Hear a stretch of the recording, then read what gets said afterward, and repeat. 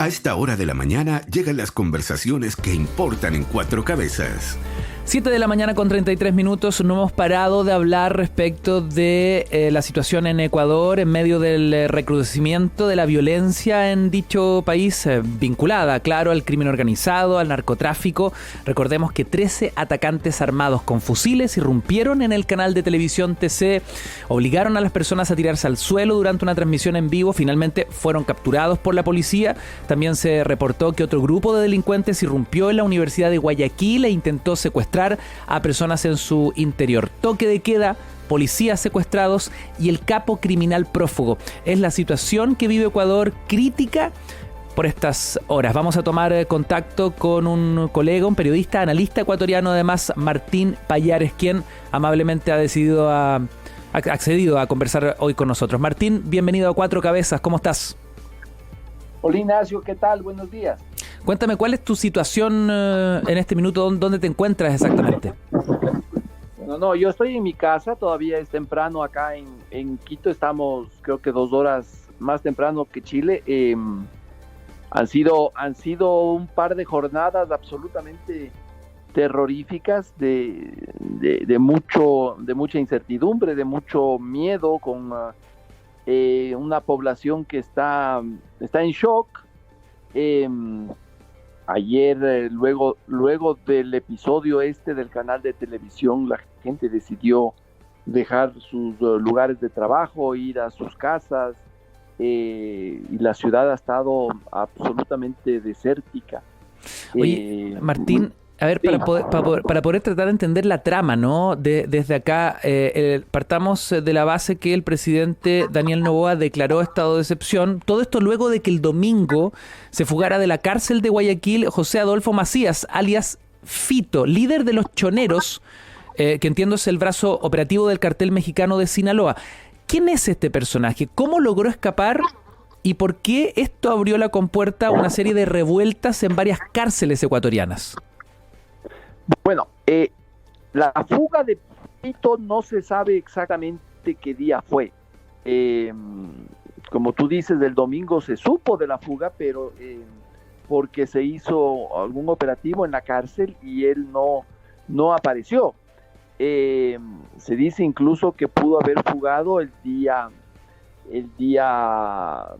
la Nochebuena, el 24, el 25 de diciembre, no se sabe exactamente en qué momento y qué día fugó.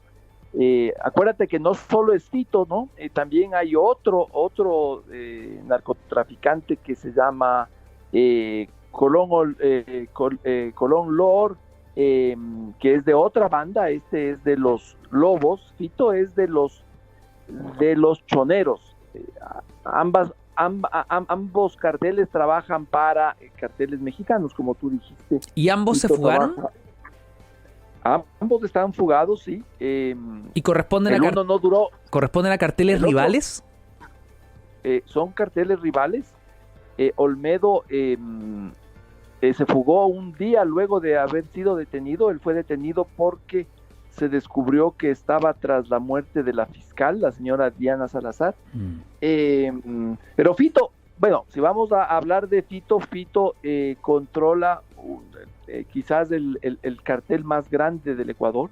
Es una cosa inmensa, se estima, hay especialistas que estiman que hay 20,000 choneros en el Ecuador,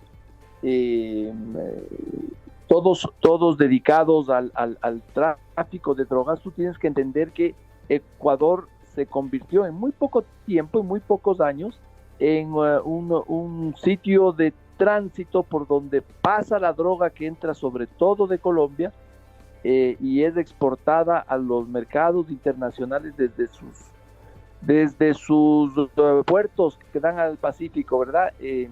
Eso ha creado estas estructuras criminales muy grandes, muy peligrosas, que trabajan para los carteles, sobre todo mexicanos, también para los colombianos, y exportan la droga desde aquí. Se han hecho tan grandes, tan poderosas, que el Estado ecuatoriano, como se está viendo en estos momentos, está absolutamente sobrepasado y no tiene las capacidades para neutralizar a estos carteles. Martín, ¿esto explica por qué las cárceles se han convertido en verdaderos centros de operación del narcotráfico? Sí, las cárceles se han convertido en los cuarteles generales de estas bandas. Desde ahí operan sus jefes, viven en condiciones muy especiales. Fito, por ejemplo, tenía una celda gigante con grandes lujos, tenía hasta piscinas con peces para su consumo, con galleras para los espectáculos de los gallos de pelea, etcétera, etcétera. Es que el Estado ecuatoriano ha sido completamente infiltrado por el narcotráfico. Es un narcoestado donde jueces, donde políticos, funcionarios, policías, militares se han visto involucrados en esta actividad. Entonces ya el Estado casi no tiene control sobre muchas cosas porque sus propios representantes están cooptados por las bandas. Martín, ¿por qué en el análisis, por qué los delincuentes decidieron tomarse un canal de televisión? ¿Por qué ocurrió lo de TC Televisión? ¿Cómo podemos explicar las imágenes de ayer? Mira, ese episodio es parte del gran misterio que rodea todo lo que está ocurriendo. Y te digo misterio porque no sabemos, la sociedad no sabe exactamente por qué hubo alzamiento, todo este episodio de violencia. En ningún momento se han pronunciado, no han dicho cuáles son sus reivindicaciones. Y lo que pasó en el canal es exactamente eso. Fue un grupo de chicos, de jóvenes, evidentemente muy inexpertos, muy armados, eso sí, que entran a un canal que tiene gran sintonía, cuyos estudios están en un sitio muy céntrico de la ciudad de Guayaquil, frente al aeropuerto prácticamente, muy cerca de un cuartel de policía. Entonces, obviamente, ellos se toman este set en vivo. Era un momento de un noticiero del mediodía de ese canal.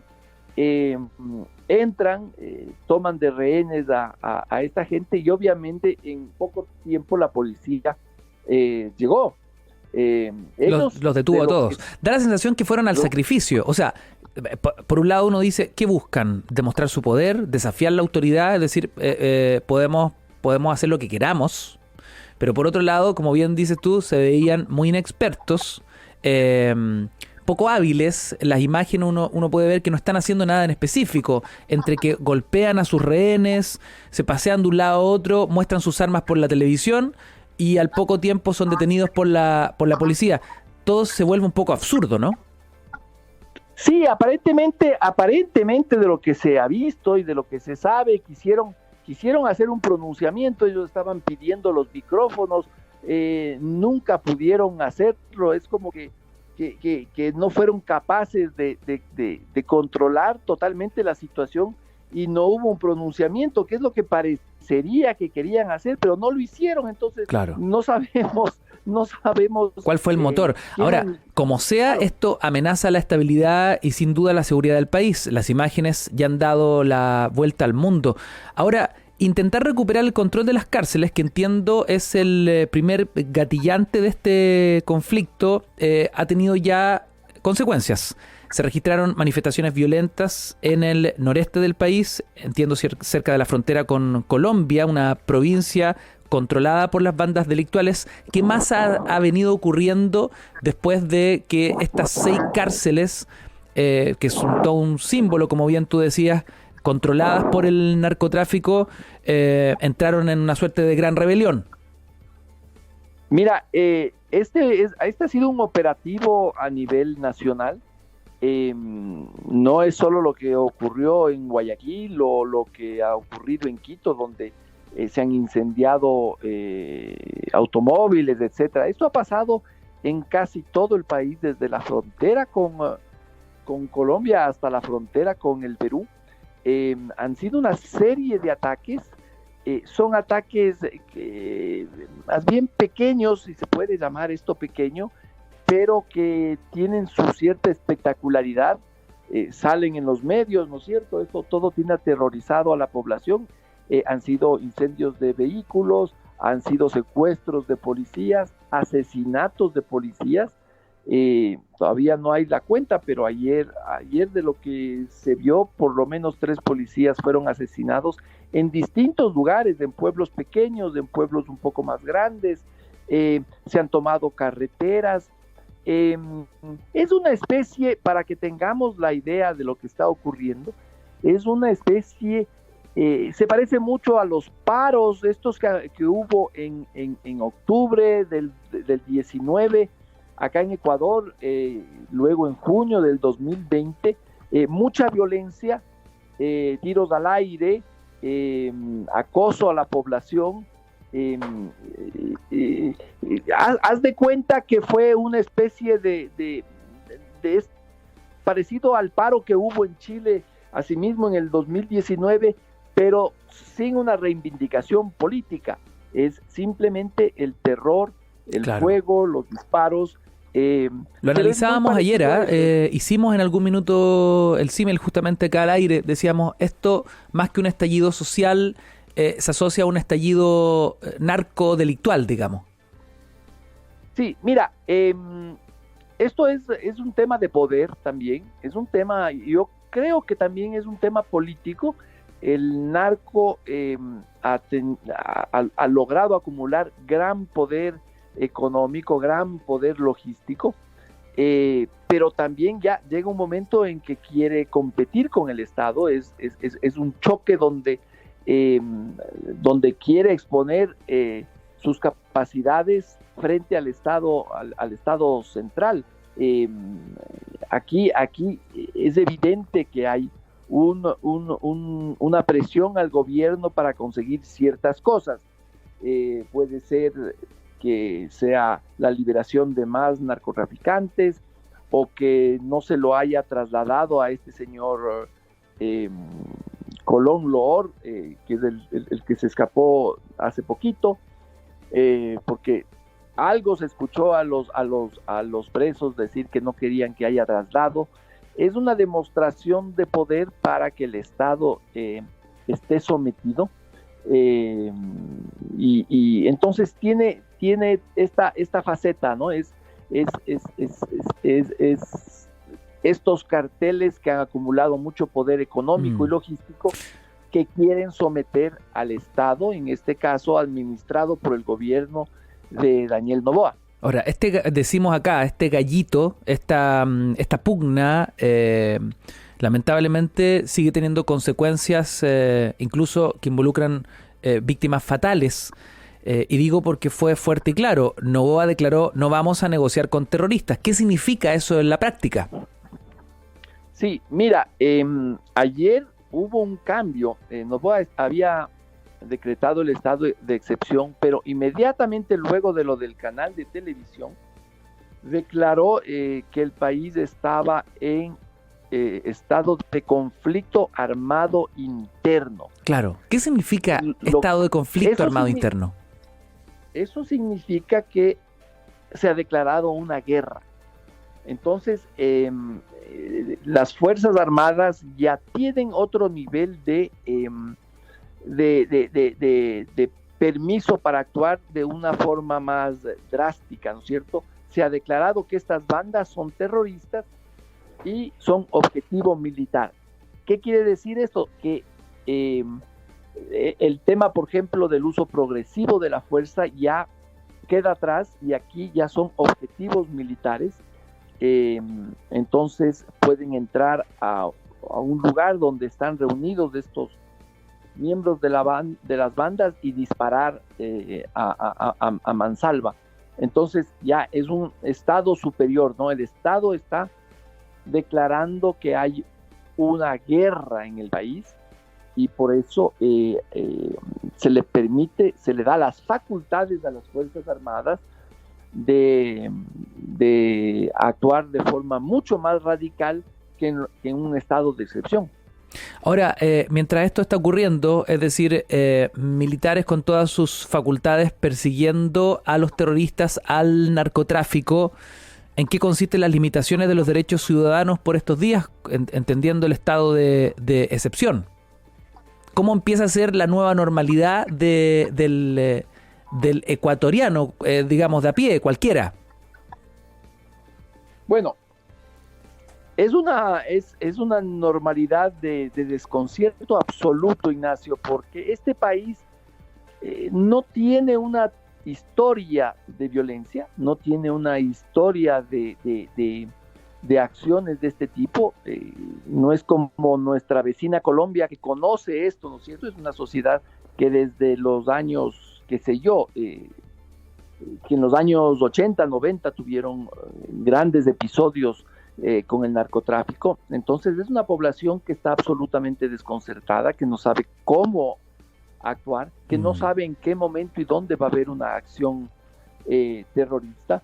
El tema de los derechos humanos, yo creo que en la opinión pública, en la opinión de las grandes mayorías, es un tema que yo siento que la gente está dispuesta a sacrificar hasta cierto punto a cambio de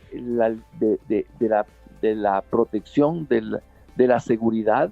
Esto puede ser muy grave, sin embargo, en Ecuador en los actuales momentos no existe un Estado, no, el gobierno que tenemos no es muy nuevito, apenas no tiene ni 2 meses, pero tampoco se ha mostrado como un Estado autoritario, como un gobierno que falte a los derechos humanos. Entonces, en ese sentido hay cierta tranquilidad también, pero en general, si tú ves cómo está reaccionando la gente está tan desesperada que está dispuesta a dejar un poquito de lado o hacerse de la vista gorda ante el tema de los derechos humanos. Yo sé que esto es muy grave, pero también es muy explicable, dado a la actual situación emocional de la población. Martín Pallares, desde Quito, Ecuador, ¿a qué tenemos que estar atentos en las próximas horas? Bueno,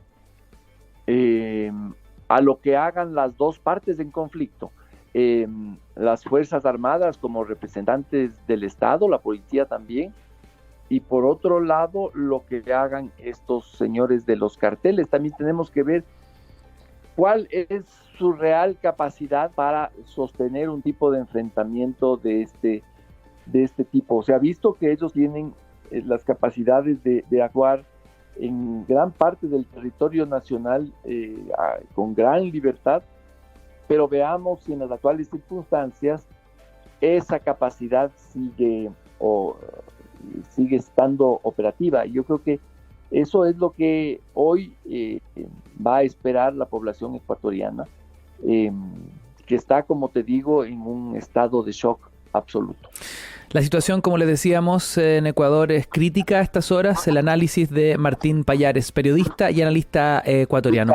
Muchas gracias, Martín, por tomar contacto esta mañana con nosotros. No hay de qué. Un saludo a todos ustedes. Le mandamos mucha fuerza acá al pueblo ecuatoriano. Muy, muy, muy triste, muy lamentable lo que está ocurriendo en este momento. Agradecemos también a Martina que por las horas de conexión allá prácticamente, o sea, ya es de noche en este minuto.